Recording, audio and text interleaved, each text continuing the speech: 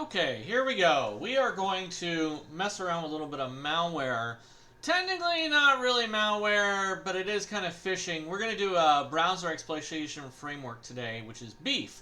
Now, before we get started, a couple words of wisdom, couples of let me make sure that you understand where we're coming from, right? If you go through and you start doing some of these labs as we move forward, that might be considered vicious or malicious or in no certain terms legal, then you're going to have problems, right? I don't condone illegal activity online. What we're doing today is strictly defined for someone to understand how cybersecurity works in a learning environment that's safe. Now, some people may be like, wait a second, are we going to do something illegal? No, we're not, because we're in our own virtual environment. We're in our own environment that, even though it has access to the internet, it's not all the labs we're doing are specific towards machines that you own. And if you own the machine, then it's technically not illegal, right? You're giving yourself permission to do it in your own virtual environment. However,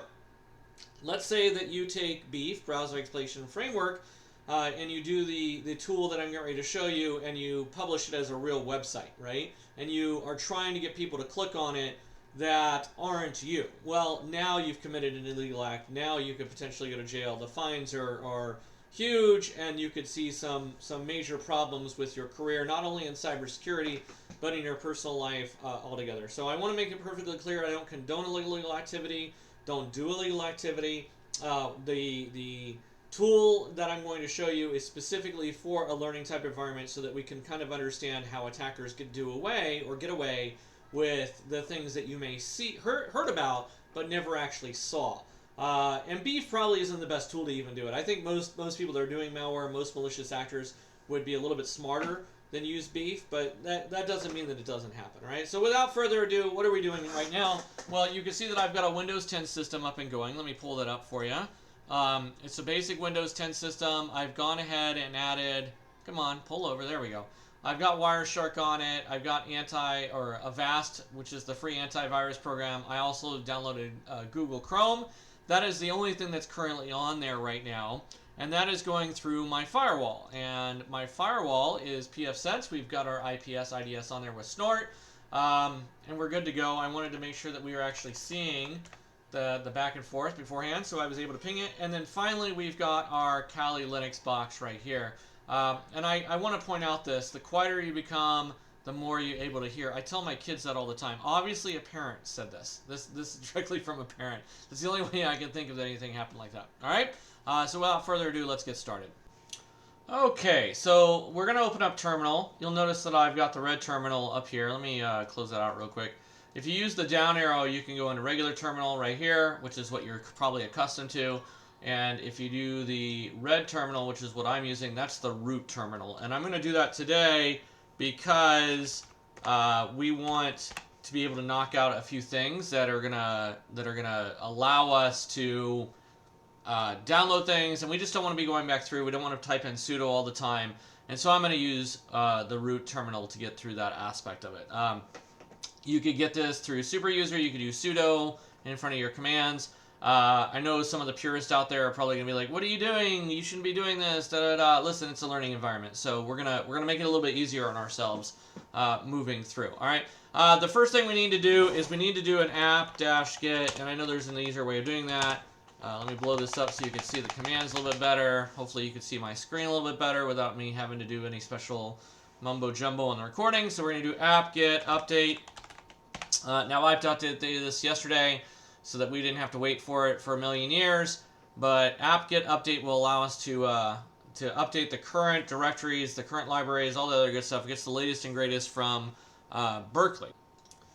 All right, so we're finished up with that. Then we're just going to do an apt-get update. Oh, I'm sorry, I did update. Let me do. I hit Control-C to interrupt that, but we can do an upgrade next.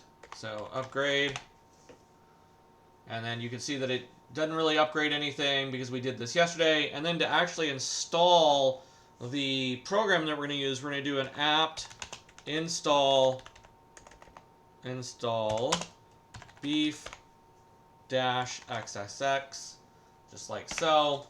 and let it do its thing, and then yes. So it's finished upgrading. We're going to actually grab the ifconfig. So ifconfig, just like so. You can see we're on 10.0.2.31. We want to make sure that our Windows machine can actually see it, because we're going to be doing some funky things with this.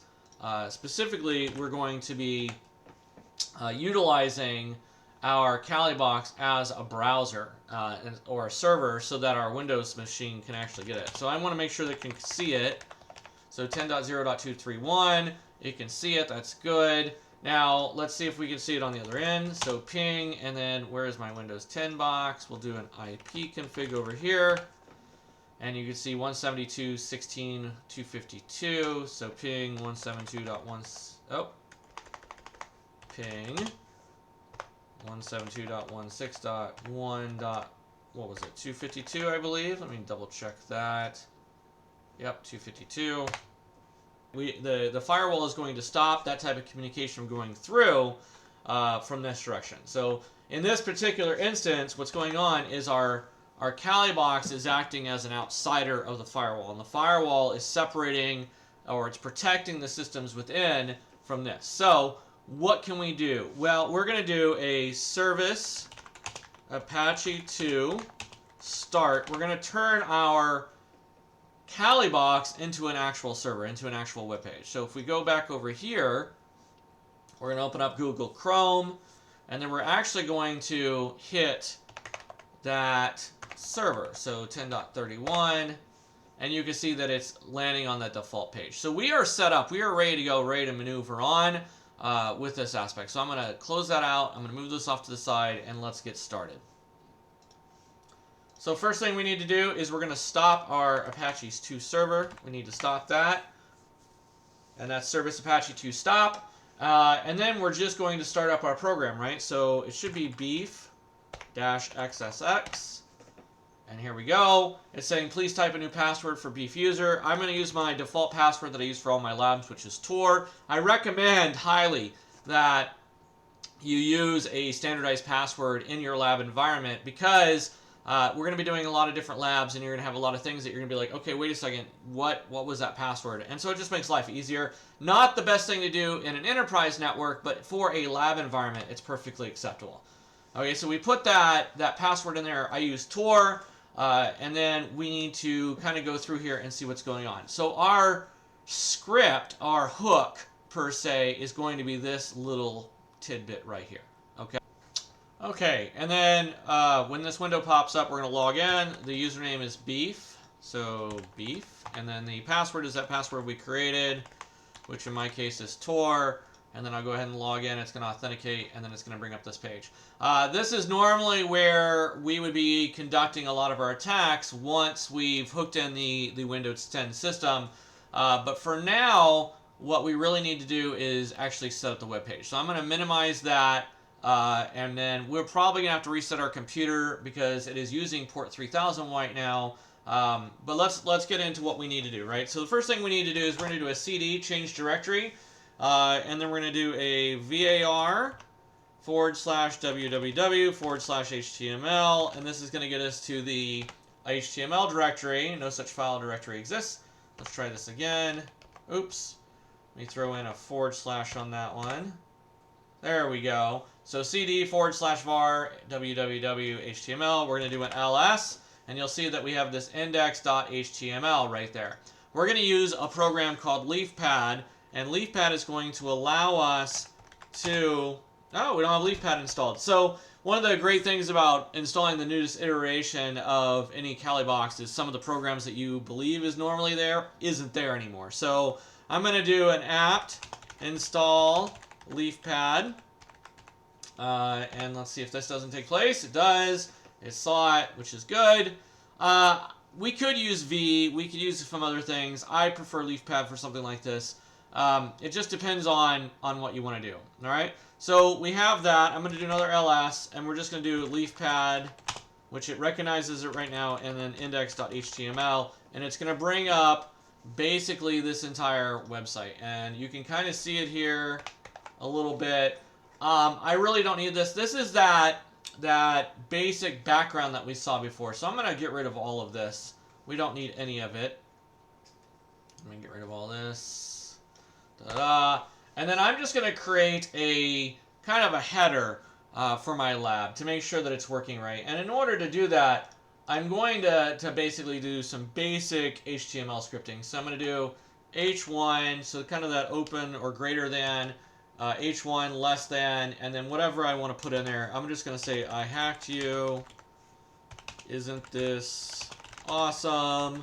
Throw in some things in there, and then I'm going to close it out using the /h1 greater than /h1, and then close it out with the less than sign. And then we'll go from there, right? So we've got that. Now I need that script that was in our BeEF, okay? This is where the attack is actually taking place, right? So I need to go back over here, and I actually need to scroll up a little bit over to here. I need that hook, okay? So you see right here, we've got this hook, this script right here. Okay, we're going to grab that. I'm going to right-click. I'm going to copy selection, okay? And then I'm going to go back to my leaf pad, which is right up here on the top, and I'm going to throw that in here. Okay, so right click and then paste, and you see this. Now look right here, it says IP, and it's just IP right there. We need to put an IP address in there to use. In my case, I'm going to use 127. Oh, caps lock doesn't want to work today, or numlock, excuse me. 127.0.0.1. This is going to put it back into this computer in which it's operating on. If I wanted to use a different computer, I could do that. I just have to put a different IP address in there, and it's using port, and it's using this JS, which is that JavaScript that we've talked about, or that it's utilizing, okay? So I need to save this now, so I'm going to save. That's my new index, and then I just want to make sure that it's still there, so I'm just going to type in leafpad. It is. It's all set there. We're good to go on that aspect of it. So I'm going to close that out, and we should be ready to go. Now I just need to restart my Apache 2 web server, right? So I'm going to do service Apache 2 and then start, just like so. And I use my index.html as the basic construct or the landing page for my attack, all right? So let's go into our Windows 10 machine right here. We're going to open up. Now I want to try it with different browsers. All right, so we're going to try it with our Internet Explorer, we're going to try it with Google Chrome, and we're going to try it with the Avast Secure Browser. So let's try it with Google Chrome first, because we've already been using that one. And all we're going to do is 10.0.2.31. We're going to hit in there, and it saved it from last time, unfortunately. So no big deal. There's two ways we can do this. We can do /index.html, which is the original website. But I want to show that it's actually putting there, so I'm just going to go to history. Let's move off from this first. I'm going to go to Google, and then let's go down to this three little buttons over here on Google Chrome, and then we're going to go to history right there, and not that one. My apologies. Let's go to settings, and we need to clear it out, right? So I'm just going to type in history right there, hit enter, and it says clear browsing history. We're just going to clear all this data. And now it should work for me. Now let's go back to 10.0.2.31. And there. I hacked you. Isn't this awesome? All right. So if the attack worked properly, we should see something on the back end. So let's go back over to our BeEF, and we should be able to see if something landed. Now we can see that user IP has successfully authenticated. BeEF has started. BeEF has started. And let's look at online browsers. We're not seeing anything right now.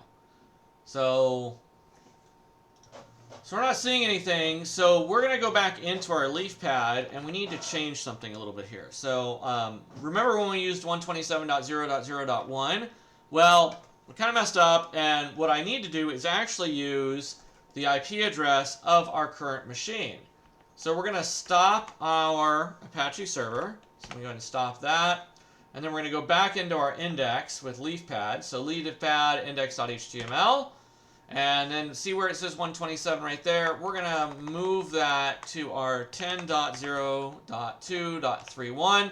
That's the IP address of our Kali Linux box. We're going to save that. Get rid of it. We're done. And then we'll restart our Apache server. Start. We started back up. Now let's go back into our Windows 10 machine. Bring that sucker back over here. And then we'll just refresh that. And you can see that it's spinning up a little bit, which is good. And we can see that a threat, Avast has already picked it up, right? It says we've aborted the connection 10.0.231 because it was infected with a hack, right? So our antivirus program is working the way it's supposed to, which is good news. That's what it should be doing. Okay, so we're going to actually use our Windows 10 without the antivirus program on there and see how this one reacts to it. So here you can see that I created a clone a while ago. This is before I installed the antivirus program on there. And it's a new machine. Now I did configure this to be on the same LAN that our firewall's on. I just want to make sure that it is. So I'm going to log into it real quick and we'll just do a double check just because it's been a while since I messed around with this. And we'll go into CMD, open that up, we'll do an IP config, and you can see that we're on 172.16.1.245. So it is behind that firewall, and I just want to verify that. And here we are, LAN 172.16.1.1. We have access to the internet. Oop, I don't want to turn that off. That would be a mistake. So now let's hit that Kali box again. I'm going to open up that Google Chrome, and we're going to do 10.0.2.31. And I hacked you, isn't this awesome? And so far we're not seeing any alarms that we saw before. So let's go back into our Kali box right here. And you can see that it took me a minute to get that up and going. Not a big deal. And let's go back to our browser. Now look, we can see that we have a connection to 10.0.29. Now, that's a little bit weird, right? Because we know that our IP address is 172. And that's because it's going through this firewall. Now, if we go back, let's go over here. Where is my firewall at? There it is. We can see that our firewall is operating on 10.0.2.29. So the firewall is hiding those internal IP addresses, which is part of what the job of that firewall is to do. But we have a connection to our Windows machine. So I'm going to minimize this, and then I want to open this up. So we have this connection to our Windows machine on the back end, a Windows 10 machine, okay? We can see the logs over here, and you can see getting started. But what we really want to do is get in and actually do some fun stuff. So we have our current browser right here, details, logs, commands. And you can see that we have a bunch of commands that we can do using the browser exploitation framework. So one of the first attacks that I want to do on my Windows 10 is I'm actually going to do social engineering. There's 24 available attacks of this. I'm going to do petty theft right here. Now, petty theft is designed to create a Facebook page for them to try and log in. And all I have to do is hit execute. I really don't have to do anything more than that. So I'm going to hit execute. And then if I go back to my Windows 10 machine over here, you can see that it says Facebook session timed out. Please re-enter your password. So I'm just going to throw in a weird email. So I'm going to put chat@gmail.com. I have no idea if this is a real email or not. It doesn't matter. And then my password is going to be 123456. And then I'm going to try to log in right there. And it says, hey, it did it, and it just disappeared. Okay? Now, if I go back over to here to the command on my browser exploitation framework, this is on my Kali box. Look at this. Okay? It says, hey, data answer equals chat@gmail.com. The password is 123456. So I've been able to, using this framework, using a pop-up on that Windows 10 machine, I was able to fake it and create a social engineering attack where they're giving me their username and password, all because they're connected to this website. Okay? That's the big thing. Now, this website's pretty obvious, right? And we made it that way on purpose. But in order for this website to take effect, it actually has to be connected. So if I disconnect this website, you can see here now that if I try to go in here and I try to do commands, there's nothing there, right? The computer's been disconnected from this website. So in this case, we want to get them as long as possible to stay on this website. That's the big deal. That's where this attack really takes place. So let's open up Chrome. And you can see it even switched over to offline browsers at this point, so it detects that fact that it doesn't have it. But let's go back in there. So 10.0.2.31, and it should pop right back up there, and it did. And now you can see that I've got different commands that I can do against this against this machine again, right? So because they're connected to my system, if I go to network, you can see that here's BeEF, here's my hooked browser, which is that Windows. It's on a 10 network, and it's saying that this Windows 10 machine is at 10.0.29. So it's not really detecting the firewall at this point. If I go to hosts, we can see that its operating system is Windows 10, so on and so forth, and we can see services if we wanted to. So you can kind of really see the power that this type of exploitation has, right? And I would encourage you, mess around with it a little bit, right? So that is Browser Exploitation Framework. I hope you learned something. Again, do not use this illegally. Keep it within your virtual environment. You'll notice that a lot of the text doesn't work, but some of them do. And have a great day. I hope you learned something. If you did, please give me a thumbs up, and then please subscribe and hit that alert channel at the bottom. Thank you very much. Have a great day.